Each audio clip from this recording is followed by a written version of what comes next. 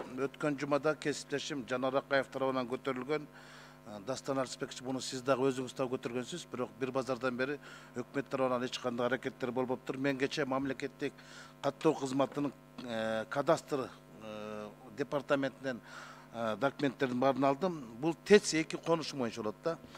Бул ТЭЦ-2 конушу Бишкек шаардык мэриясынын 2005 жыл 29-йылындагы номер 640 токтоо менен Аскар Салымбековдун буйругу менен ак ордо конушу болуп түзүлүп, ошол кездеги Ленин районунун акими Байлонун 2005 жылдын 16 декабрындагы 352, 2005 жылдын 22 жылдын 189, 2015 жылдын 12 сентябрда 266 токтомдор негизинде жарандарга жеке менчик жайга салууга бөлүнүп берилген да.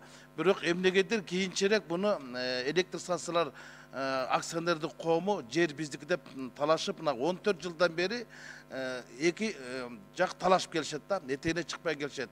Аткаруу бийлиги там салууга уруксат берди, сот бийлиги ошол салынган тамдарга документалык уруксат бербей жатат да. Мындайча айтканда, эки бийлик бири-бирине карама-каршы саясаттан айынан карапайым эл кыйналып кетет. Ошондуктан протоколдук тапшырма бериңизчи профилдик комитетке, биз мыйзам чыгаруу бийлиги дагы булардын ортосундагы нерселерди мыйзамдаштырып берейик. Экинчи маселе, өкмөттүн токтому чыккан Ашырбек Мойдонович. Бул токтом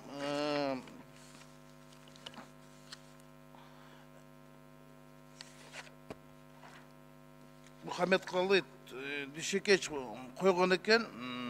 2015 жыл 430 токтомду күчүн жоготуп таап, мындайча айтканда Бишкек глав архитектураны жоюп, кайта ордуна жана муниципал собственностька өткөрүп берүү боюнча мүмкүн. Өкмөттүн токтому чыккан, бирок мэрия бул токтомду аткаруудан карамаганча баш тартып келатат. Токтом аткарылбайт.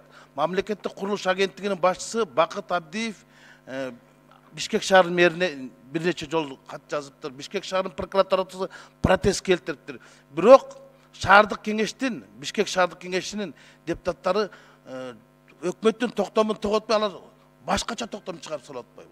Буну кандай түшүнсөк болот? Бул таптакыр түшүнүктө. Өкмөт эгер өзүнүн токтомун өзү аткарта албаса, анан дагы мындай да кызыгы фондко жүктөп коюпту да. Фонддо Ренат Түлөбердиев отурат. Анан эми Ренатка сиз өзүңүздүн агаңыздын, ал агасы бир тууган агасы Аскар Түлөбердиев Бишкек шаарынын главный архитектору. Сиз бир тууган агаңыздын кызматын жыйыштырыңыз деген тапшырма берип атат да. Ал тапшырма аткарылбай келатат. Эгер Бишкек шаарынын мэри өкмөттүн токтомуна баш ийбесе, эгер фонддун башчысы өзүнүн агасына тийбесе, анда биз кандай болобуз? Укуктук мамлекетпизби? Ушуну бир бул боюнча протокол тапшырма берсеңиз, биздин комитетте ушуну карап чыгалы. Мен ушул эки протокол